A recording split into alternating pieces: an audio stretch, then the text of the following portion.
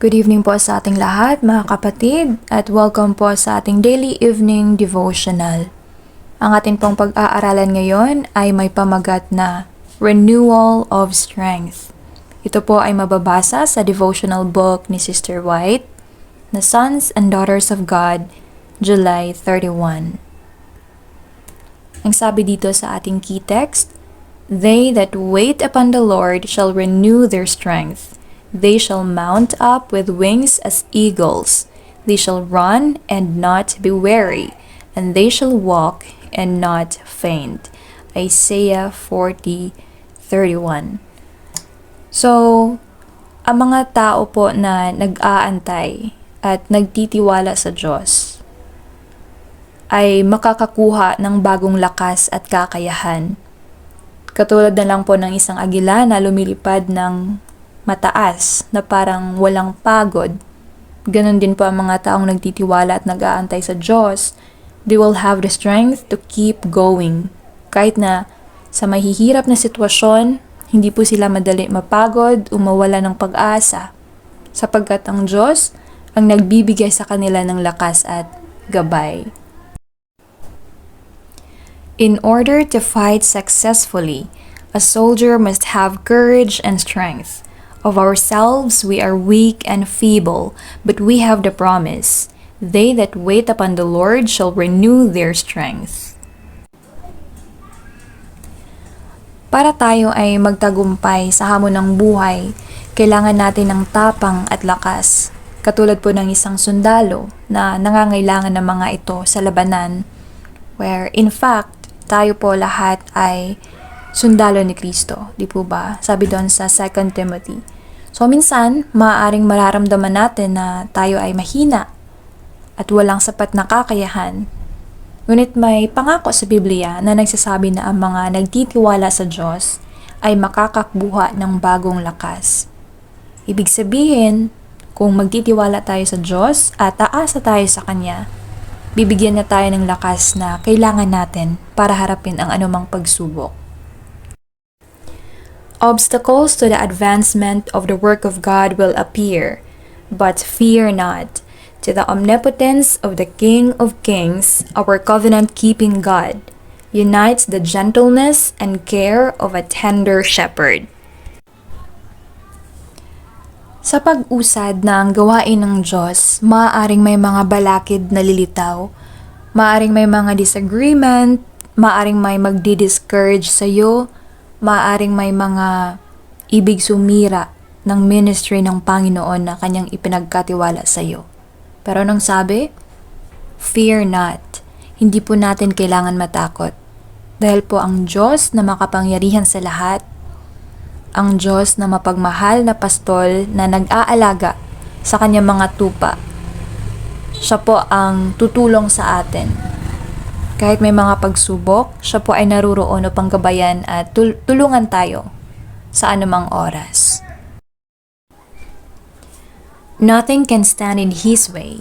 His power is absolute, and it is the pledge of the sure fulfillment of His promises to His people. He can remove all obstructions to the advancement of His work. So wala pong makakapigil sa Diyos sa kanyang mga plano. Sabi nga po ng isang kanta, "When Jesus say yes, nobody can say no." Dahil po ang kapangyarihan ng Diyos ay lubos at hindi po ito natitinag. At ito ay guarantee na tutuparin niya ang kanyang mga pangako sa kanyang mga tao. At kaya po niyang alisin ang anumang hindrances sa pag-usad ng kanyang gawain.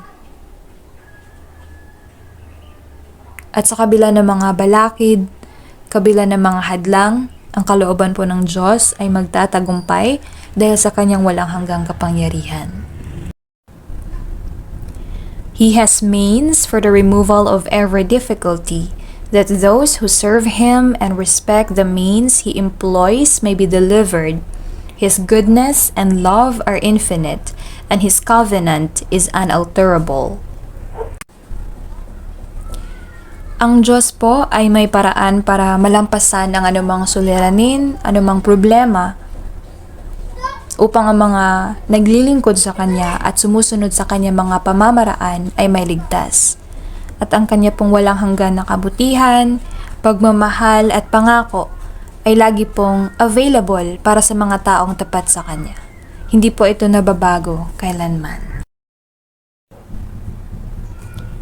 The plans of the enemies of His work may seem to be firm and well established, but He can overthrow the strongest of these plans, and in His own time and way He will do this, when He sees that our faith has been sufficiently tested and that we are drawing near to Him and making Him our counselor. Kahit na ang mga plano ng mga kalaban ng gawain ng Diyos ay maaaring magmukhang matatag, maaaring magmukhang mahusay, pero ang Diyos po ay may kapangyarihang wasakin ang pinakamalakas na mga planong, masasamang planong ito. At ginagawa po niya ito sa tamang panahon at paraan, lalo na kapag nakita niya na ang ating pananampalataya ay nasubok na ng husto at tayo ay lumalapit sa Kanya at ginagawa natin siyang tagapayo. So, ang Diyos po ay may kontrol at alam niya ang tamang oras upang kumilos para sa ikabubuti ng Kanyang mga tagasunod. So, wala po tayong dapat ikabahala. Kahit na minsan sabihin natin na napakalakas ng kaaway, ngunit huwag nating kalimutan na mas malakas pa rin ang Diyos na ating pinaglilingkuran. In the darkest days, when appearances seem so forbidding, fear not.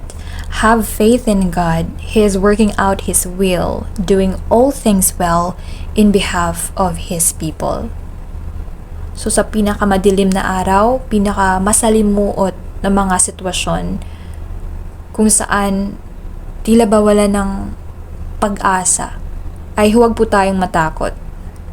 Instead, tayo po ay magtiwala sa Diyos.